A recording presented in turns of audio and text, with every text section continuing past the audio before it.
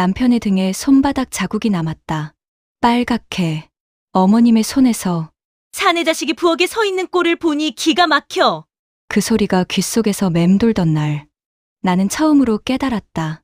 이 집에서 나는 며느리가 아니라 어머님이 세워놓은 규칙을 지키기 위한 도구라는 걸. 결혼 3년 차가 되던 해 가을이었다. 충청남도 홍성의 오래된 단층 주택은 시간이 멈춘 듯한 곳이었다. 시멘트 벽에는 세월의 때가 묻어 있었고 마당 한쪽에는 장독대가 일렬로 놓여 있었다. 감나무 아래로 낙엽이 수북이 쌓여 있었고 대문 옆 하단에는 국화가 시들어가고 있었다. 시댁 방문은 언제나 2달에 한 번. 일요일 점심 무렵이었다. 남편과 나는 이른 아침 서울을 출발해 2시간 반을 달려 그 집 대문 앞에 섰다. 대문을 열기 전 나는 항상 깊게 숨을 들이마셨다. 마치 잠수하듯이. 어머님, 왔습니다. 남편이 먼저 현관문을 밀며 인사를 건넸다. 어머님은 거실 소파에 앉아 텔레비전을 보고 계셨다. 고개를 돌리지도 않으신 채 짧게 대답하셨다. 응. 들어와. 나는 남편 뒤에서 조용히 신발을 벗었다. 손에 든 과일 상자와 한과 보따리를 부엌 쪽으로 옮겼다. 벽에 붙은 시계는 오전 11시 반을 가리키고 있었고 부엌에서는 된장찌개가 끓는 냄새가 풍겨왔다. 익숙한 냄새였다. 하지만 편안하지는 않았다. 나는 방문 요양보호사로 일한다. 일주일에 닷새 하루 4곳의 집을 돌며 어르신들을 돌본다. 목욕 보조, 간단한 청소, 말벗, 때로는 식사 준비까지. 어르신들의 미세한 표정 변화를 읽는 일은 내 일의 핵심이었다. 숨소리, 눈빛, 손끝의 떨림 같은 것들이 내게는 언어였다. 하지만 시댁에만 오면 그 감각이 오히려 독이 되었다.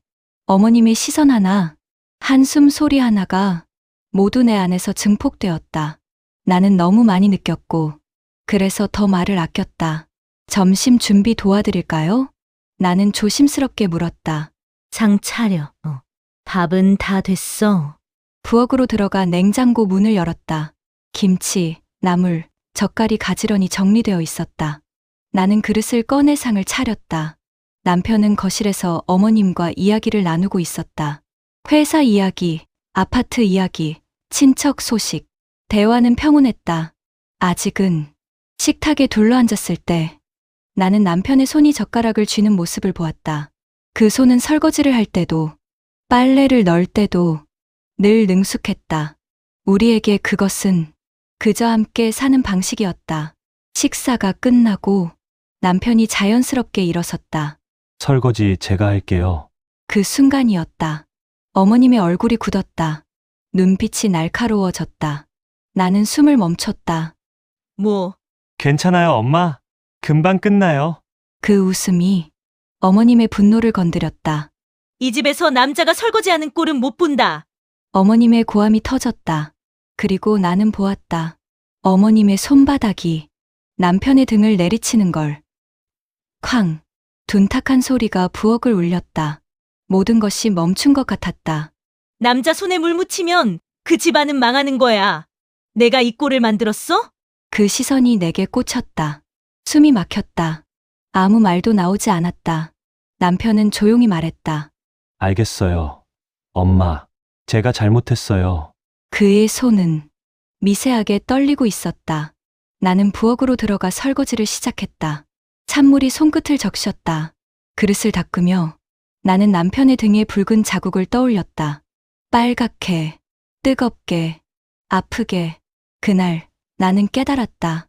이 집에서 나는 나로 존재할 수 없다는 것을. 차를 타고 돌아오는 길, 남편이 읊조렸다. 미안해. 그 목소리엔 지친 체념이 실려 있었다. 그리고 나는 알았다. 이건 시작이라는 걸. 그날 하늘은 주황빛 노을로 물들어 있었지만 그 아름다움마저 쓸쓸하게 느껴졌다. 그날 이후 시댁 방문은 전쟁터에 가는 기분이 되었다. 아니, 전쟁터라는 표현도 정확하지 않았다. 전쟁터라면 적어도 싸울 수 있지만 나는 싸울 수조차 없었다. 그저 조용히 규칙을 따르고 남편이 그 규칙을 어기지 않도록 감시하는 역할만 주어졌다. 2번째 시댁 방문은 그로부터 한 달 후였다. 남편은 차를 몰면서 내내 말이 없었다. 나도 마찬가지였다. 무슨 말을 해야 할지 몰랐다. 이번엔 괜찮을 거야 라고 위로하기엔 우리 둘 다 그 말을 믿지 않았다. 고속도로를 빠져나와 시골길로 접어들었을 때 남편이 작게 한숨을 쉬었다. 조금만 참자. 나는 고개를 끄덕였다. 하지만 속으로는 물었다. 언제까지? 얼마나 더? 시댁 대문을 열고 들어섰을 때 어머님은 마당에서 고추를 말리고 계셨다. 빨간 고추들이 햇볕에 반짝였다. 어머님의 손놀림은 능숙했다. 고추를 하나하나 뒤집으시며 상한 것은 골라내셨다. 그 모습을 보며 나는 숨을 고르려 애썼다. 어머님은 고개를 들어 우리를 보셨지만 웃지 않으셨다.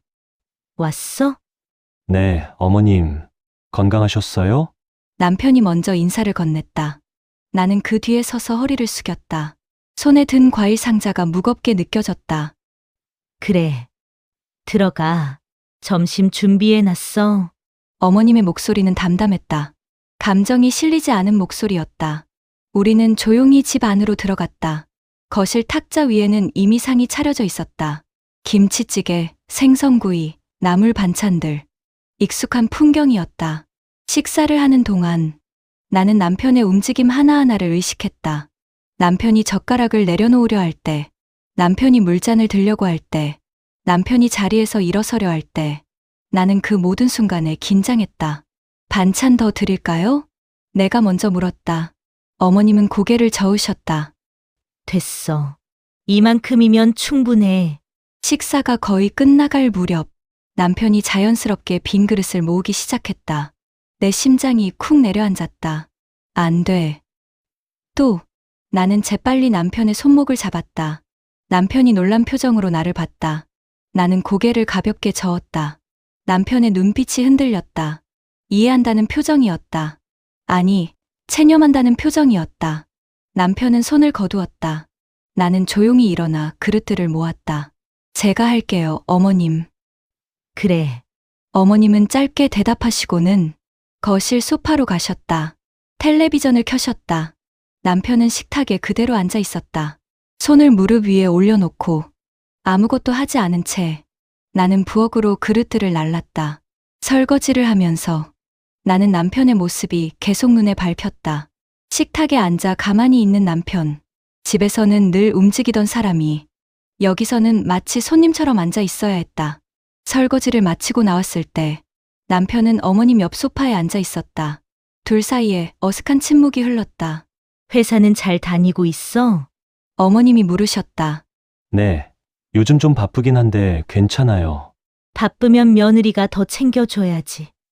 집에 오면 편히 쉴 수 있게. 어머님의 시선이 내게로 향했다. 나는 고개를 숙였다. 네, 어머님. 요즘 젊은 여자들은 밖에서 일하느라 집안일을 소홀히 한다더라. 너도 조심해야 해. 나는 입술을 깨물었다. 내가 요양보호사로 일하는 걸 어머님은 탐탁지 않게 여기셨다. 며느리는 집에서 남편을 돌봐야 한다는 게 어머님의 신념이었다. 회사 일도 중요하지만 가정이 우선이야. 남편 뒷바라지 잘해야 그 사람도 밖에서 일을 잘할 수 있는 거야. 네, 명심하겠습니다. 나는 그렇게 대답했다. 반박할 수 없었다. 아니, 반박하면 안 됐다. 그날의 기억이 아직 생생했다. 남편의 등에 남은 손바닥 자국, 그 기억이 내 입을 막았다. 오후가 되어 어머님이 마당 정리를 하신다며 밖으로 나가셨다. 남편과 나는 거실에 남았다. 처음으로 둘만의 시간이었다. 거실 시계가 째깍째깍 소리를 냈다. 그 소리만이 정적을 깼다. 남편이 조용히 입을 열었다. 미안해. 내가 신경 안 쓰려고 했는데. 아니야. 당신 잘못이 아니야.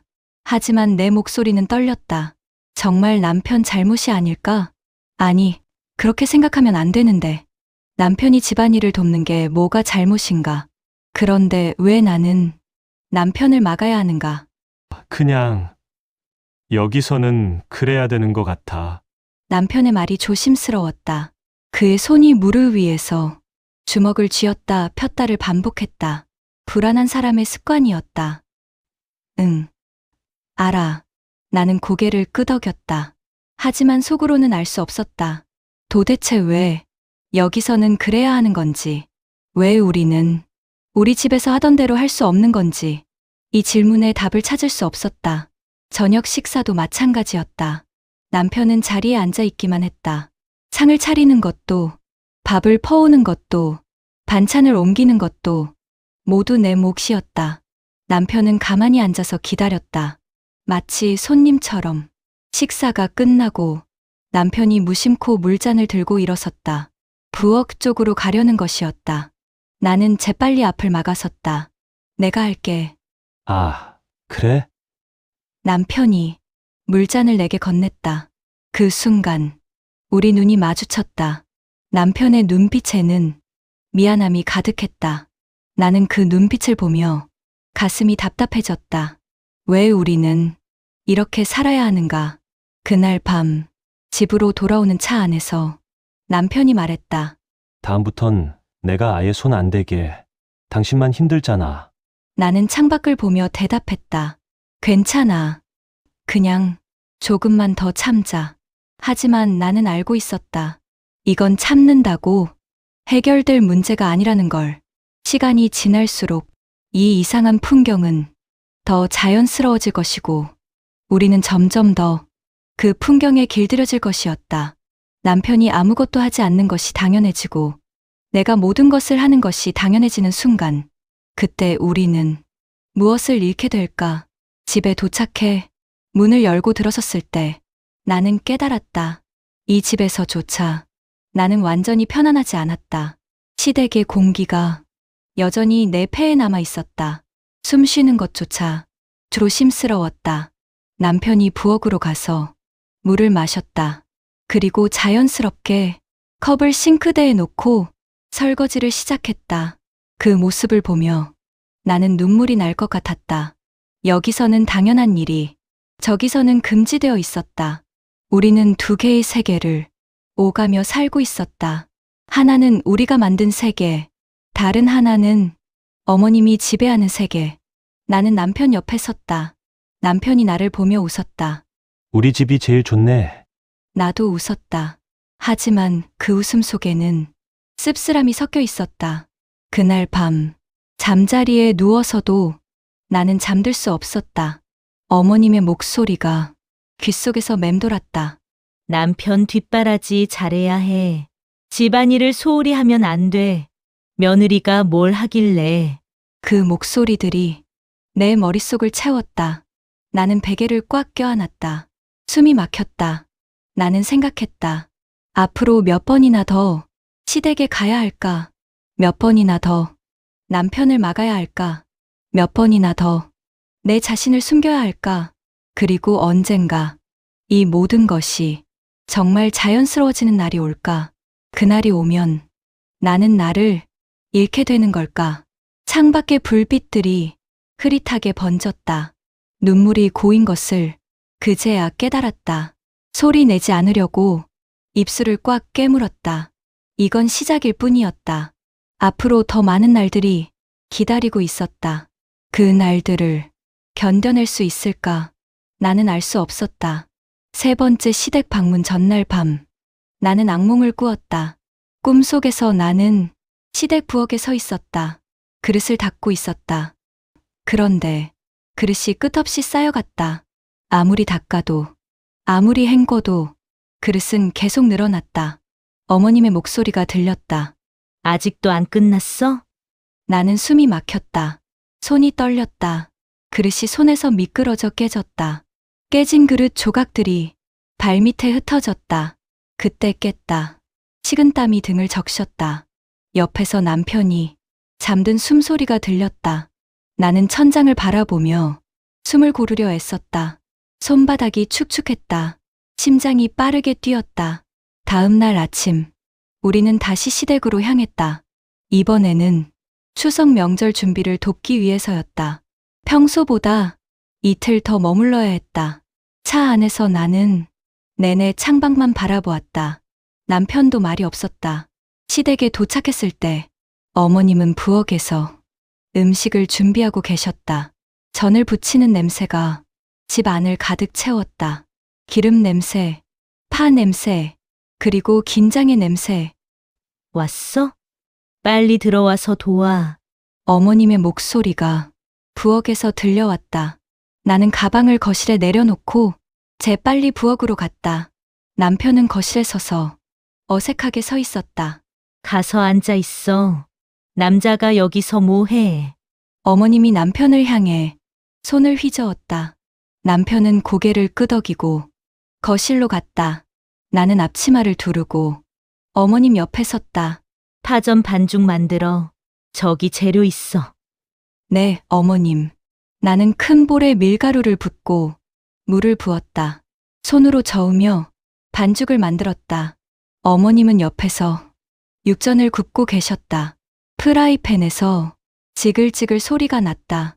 한참을 말없이 일하다 어머님이 입을 여셨다. 너희 집에서는 누가 요리해? 갑작스러운 질문이었다. 나는 손을 멈추고 어머님을 봤다. 저희 둘 다 해요. 둘 다? 어머님의 목소리가 날카로워졌다.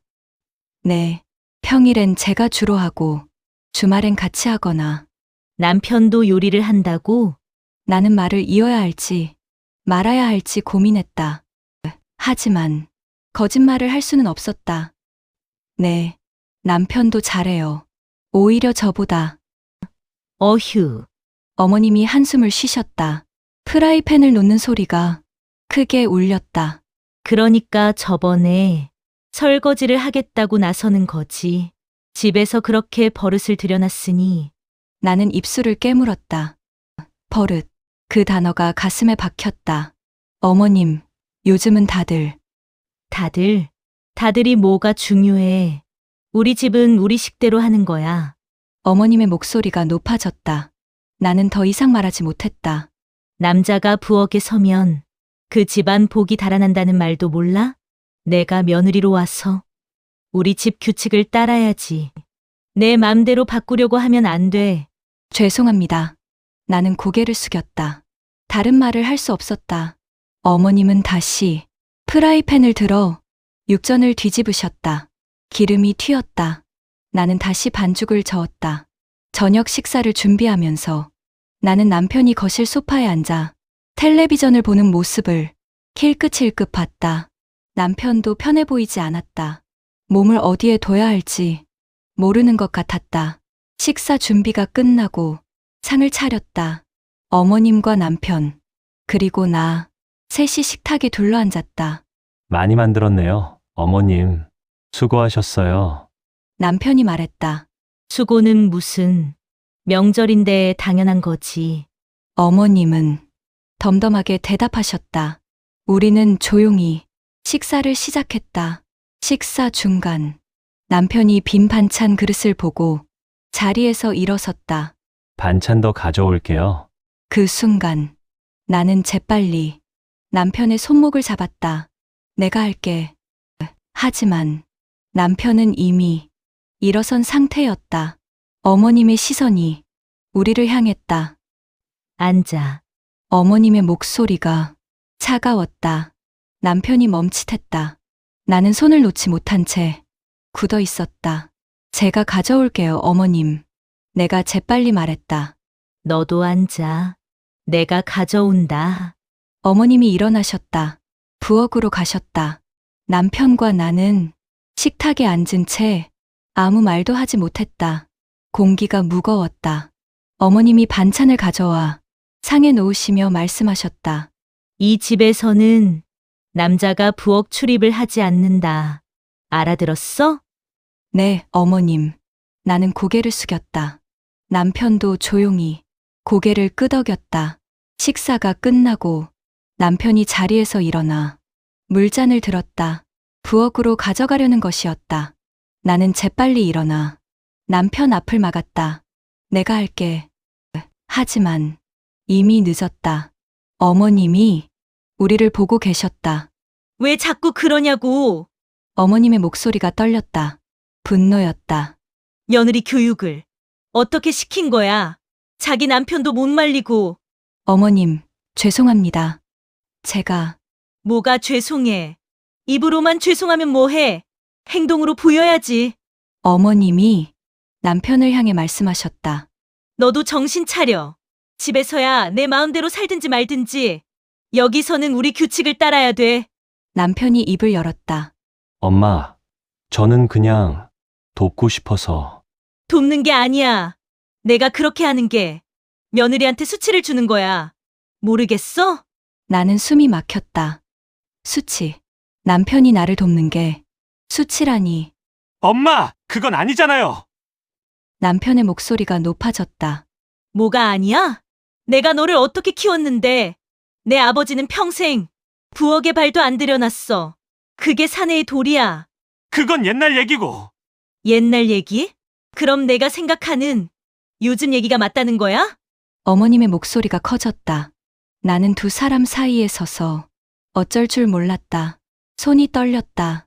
어머님, 제가 잘 모셨어야 했는데 죄송합니다. 앞으로 더 신경 쓰겠습니다. 나는 최대한 조심스럽게 말했다. 어머님이 나를 똑바로 봤다. 너 정말 그렇게 생각해? 네, 어머님. 그럼 왜 집에서는 남편을 부려먹어?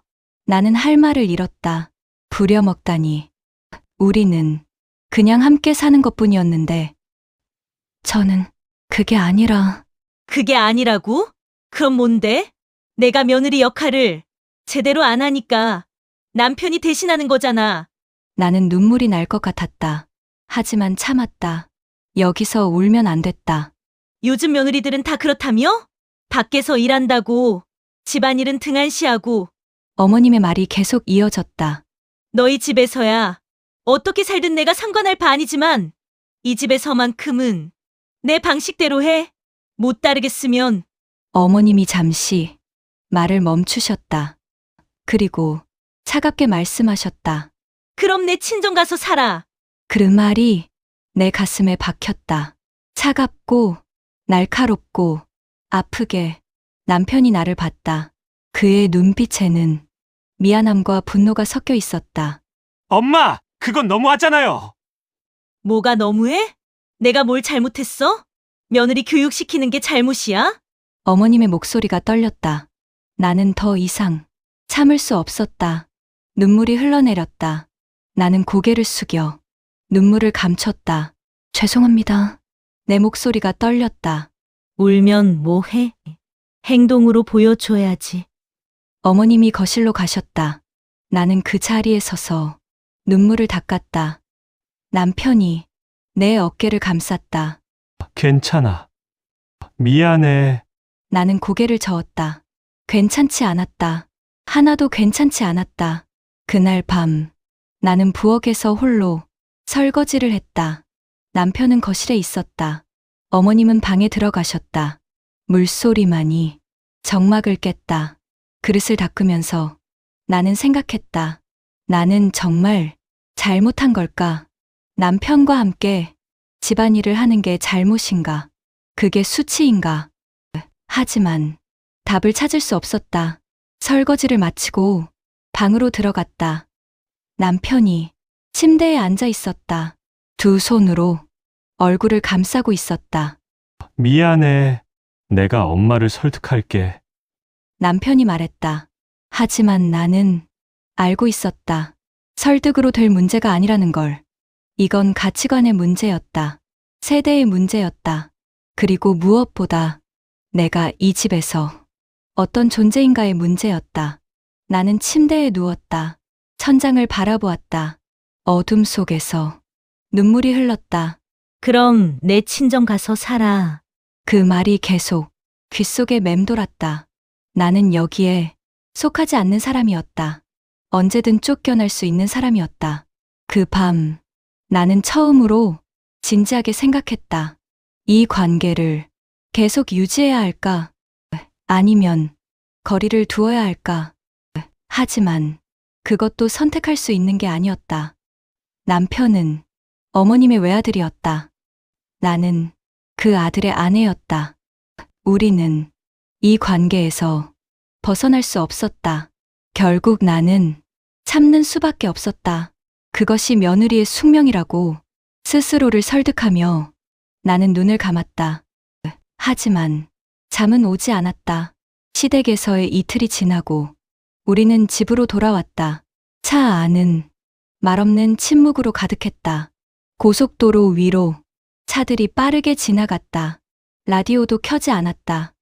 그저 엔진 소리와 바람 소리만 차 안을 채웠다. 남편의 손이 핸들을 꽉 쥐고 있었다. 손등에 핏줄이 붉어져 있었다. 나는 창밖을 보며 아무 생각도 하지 않으려 애썼다. 하지만 어머님의 목소리가 계속 떠올랐다. 그럼 내 친정 가서 살아.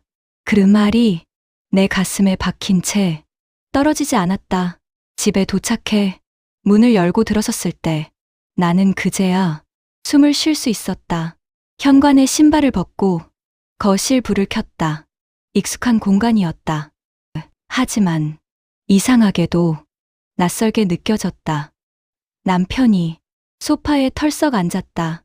두 손으로 얼굴을 감쌌다. 나는 부엌으로 가서 물을 마셨다. 목이 말랐다.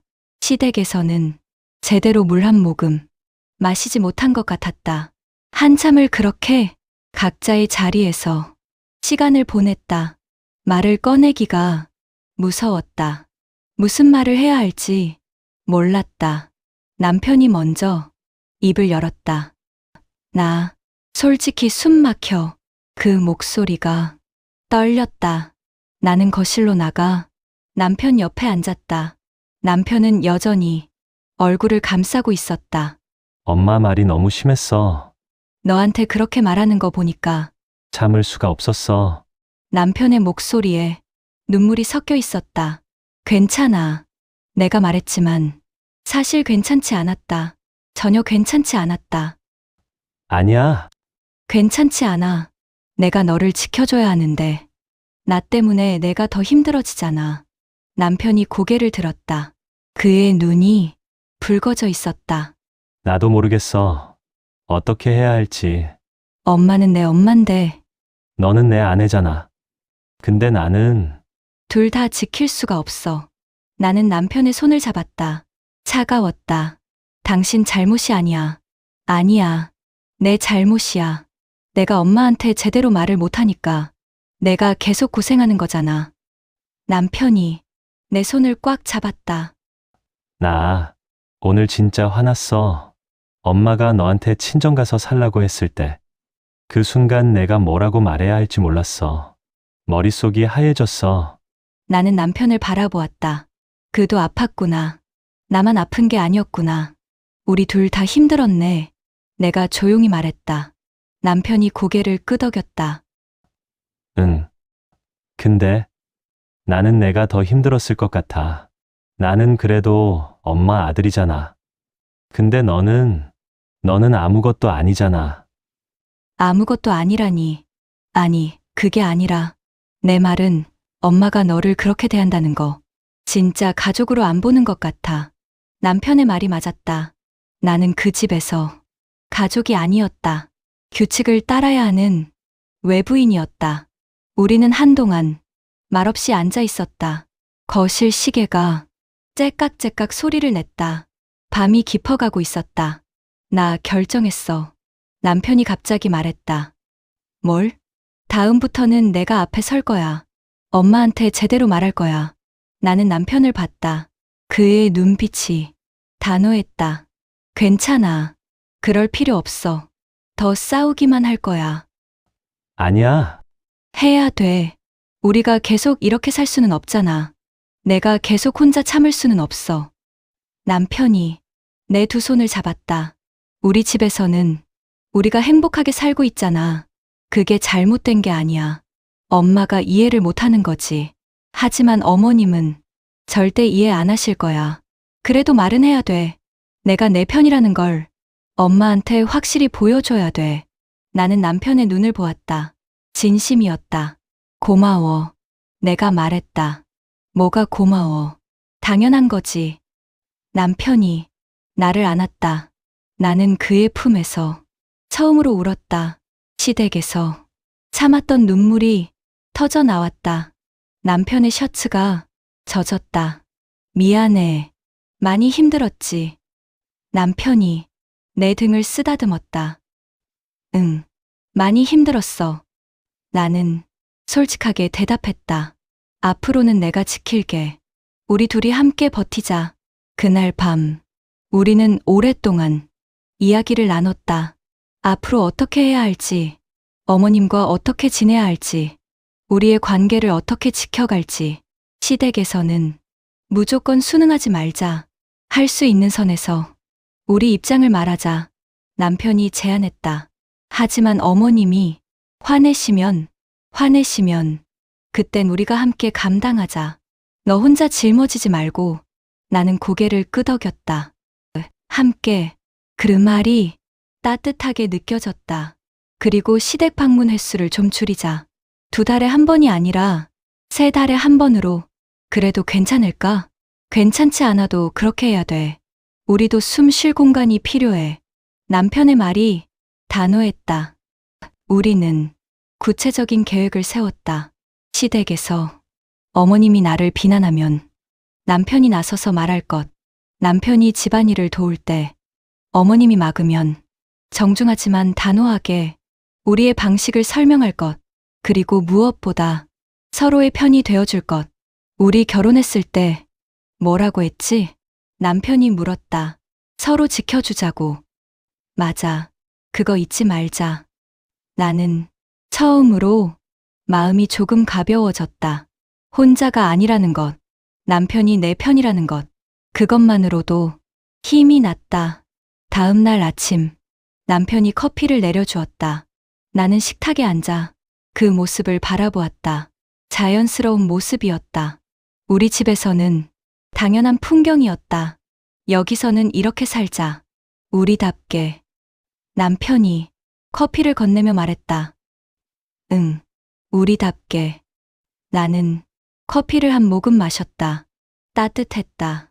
그날 오후, 나는 친구에게 전화를 걸었다. 고등학교 때부터 친했던 친구였다. 한참을 이야기를 나눴다. 시댁 이야기, 어머님 이야기, 내 고민들. 너 혼자 참지 마. 남편이랑 같이 대처해야 돼. 친구의 조언이 명쾌했다. 응, 이제 그렇게 하려고. 잘했어. 시어머니 눈치만 보다가는 내가 망가져. 친구의 말이 위로가 되었다. 나만 이상한 게 아니었다. 내가 잘못한 게 아니었다. 전화를 끊고 나는 거울을 봤다. 피곤한 얼굴이었다. 하지만 조금은 단단해 보였다. 그 주말, 남편과 나는 한강을 걸었다. 가을 바람이 선선했다. 강변에는 사람들이 산책을 하거나 자전거를 타고 있었다. 기분 좀 어때? 남편이 물었다.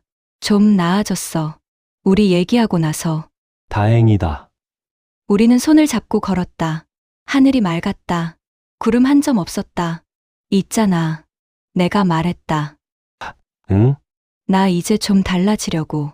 시댁에서도 너무 위축되지 말고 내 생각도 말하려고. 좋아. 나도 도울게. 고마워. 우리는 벤치에 앉아 강을 바라보았다. 물이 반짝였다. 새들이 날아갔다. 그 순간 나는 깨달았다. 행복은 멀리 있지 않았다.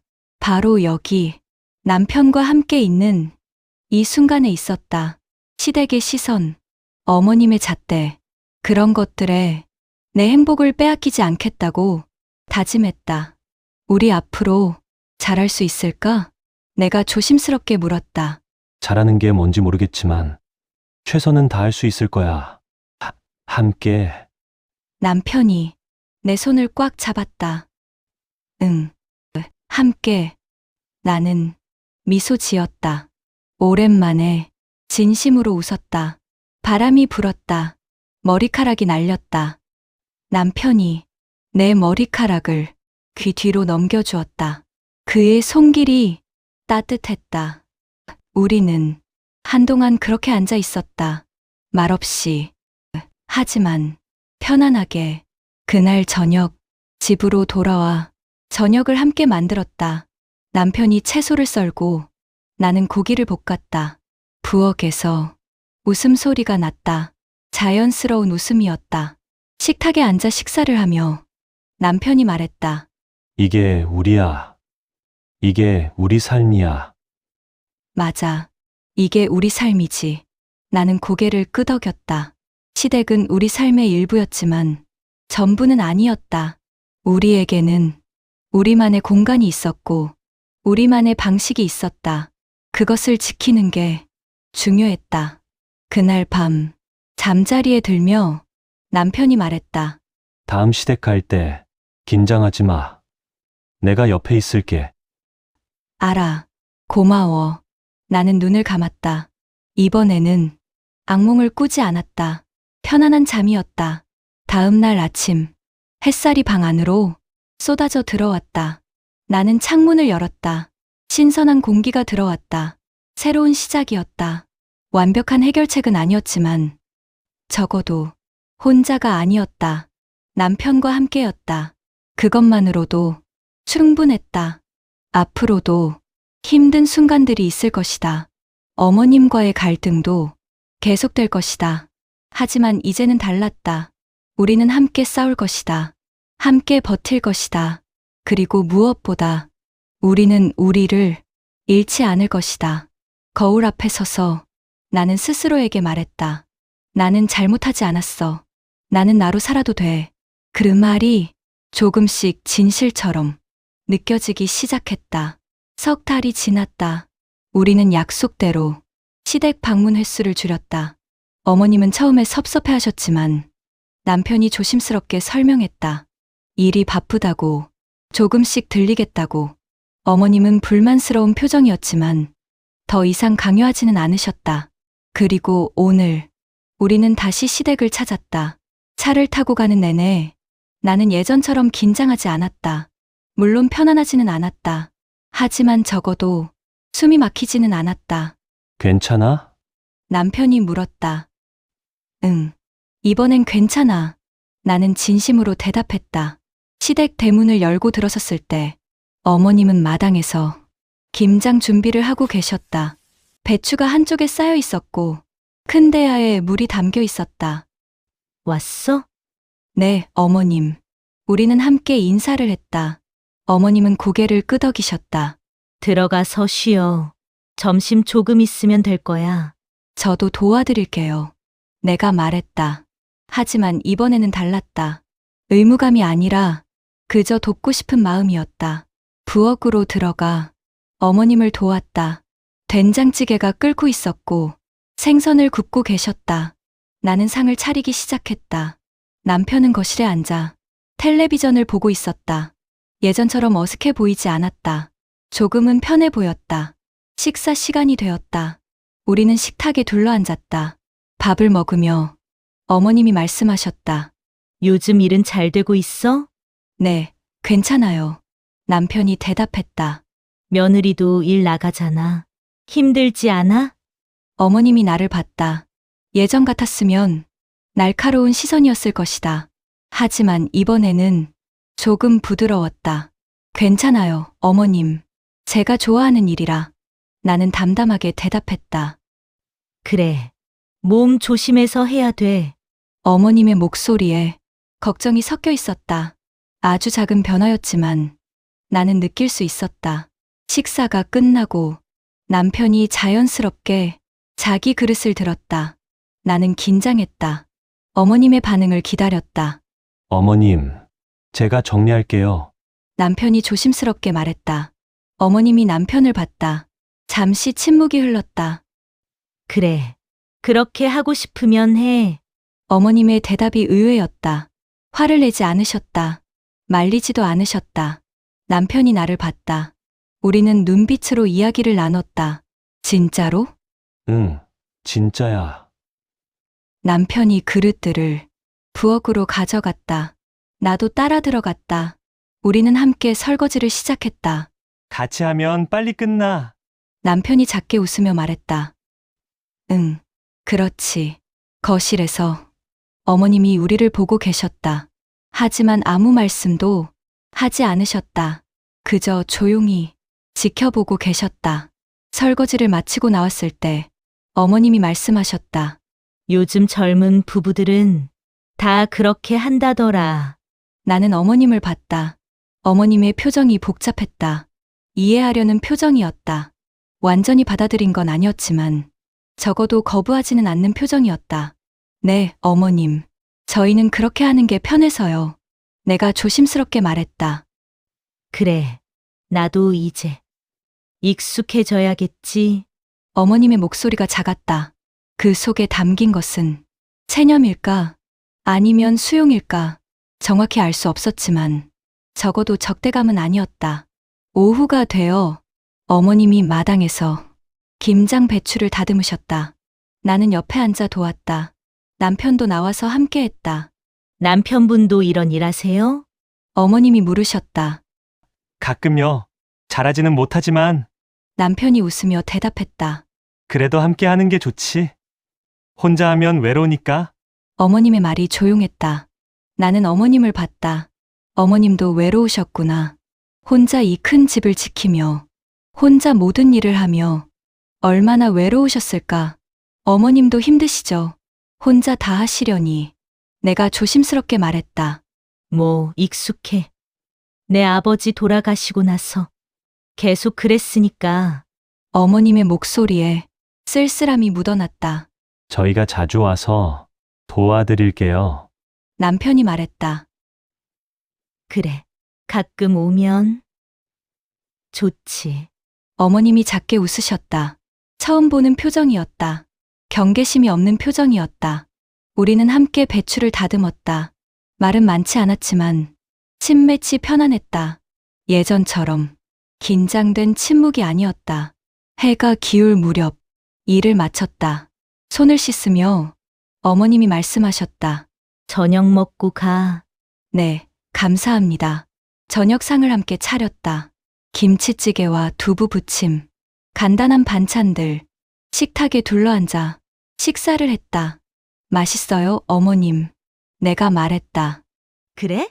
별거 아닌데. 어머님이 쑥스러워 하셨다. 식사 후 남편과 나는 함께 설거지를 했다. 어머님은 거실에서 텔레비전을 보고 계셨다. 이번에는 말리지 않으셨다. 우리 잘하고 있는 거 맞지? 남편이 작게 물었다. 응, 잘하고 있어. 나는 확신을 가지고 대답했다. 집으로 돌아가기 전 어머님께 인사를 드렸다. 다음에 또 올게요, 어머님. 그래, 조심해서 가고. 어머님이 현관까지 나오셨다. 예전에는 안 하시던 일이었다. 어머님도 건강하세요. 너희도. 차에 타고 시동을 걸 때 나는 백미러로 어머님을 봤다. 어머님은 대문 앞에 서서 우리를 바라보고 계셨다. 손을 작게 흔드셨다. 나도 손을 흔들었다. 차가 출발했다. 시골길을 지나 고속도로로 접어들었다. 오늘은 좀 달랐어. 남편이 말했다. 응, 많이 달랐어. 나는 창밖을 보며 미소를 지었다. 엄마도 변하고 계신 것 같아. 천천히지만. 응, 우리도 변했고 남편이 내 손을 잡았다. 이제 좀 괜찮아질 것 같아? 응, 완벽하지는 않겠지만 괜찮아질 거야. 집에 도착해 문을 열고 들어섰을 때 나는 깨달았다. 이제는 시댁에서 돌아온 후에도 무겁지 않았다. 숨이 막히지 않았다. 거실 소파에 앉아 남편과 함께 차를 마셨다. 우리 잘 버텼다. 남편이 말했다. 응, 우리 잘했어. 나는 고개를 끄덕였다. 창밖으로 별이 보였다. 맑은 밤이었다. 나는 생각했다. 관계는 완벽할 수 없다는 것. 시어머니와 며느리라는 관계도 쉽게 이상적이 될 수 없다는 것. 하지만 노력하면 조금씩 나아질 수 있다는 것. 그리고 무엇보다 나를 잃지 않는 게 중요하다는 것. 있잖아. 내가 말했다. 응? 나 이제 좀 당당해진 것 같아. 그래. 너 많이 강해졌어. 남편이 웃었다. 고마워. 내가 옆에 있어서. 나도 고마워. 우리는 손을 잡고 앉아 있었다. 말없이. 하지만 마음은 통했다. 그날 밤 잠자리에 들며 나는 생각했다. 앞으로도 힘든 순간들이 있을 것이다. 어머님과의 갈등도 완전히 사라지지는 않을 것이다. 하지만 이제는 다르다. 나는 더 이상 혼자 숙이지 않는다. 나는 나로 살 권리가 있다는 걸 알고 있다. 그리고 남편과 함께라면 무엇이든 견뎌낼 수 있다. 잠이 들기 전 나는 스스로에게 말했다. 나는 잘했어. 나는 잘하고 있어. 그 말이 이제는 진심으로 느껴졌다. 창밖으로 달빛이 들어왔다. 방 안이 부드럽게 밝아졌다. 나는 편안하게 눈을 감았다. 세상은 아직 완벽하지 않았지만 적어도 나는 나를 찾았다. 그것만으로도 충분했다. 어머님도, 남편도, 그리고 나 자신도. 우리는 각자의 방식으로 성장하고 있었다. 천천히, 하지만 확실하게. 시간이 필요했고, 인내가 필요했다.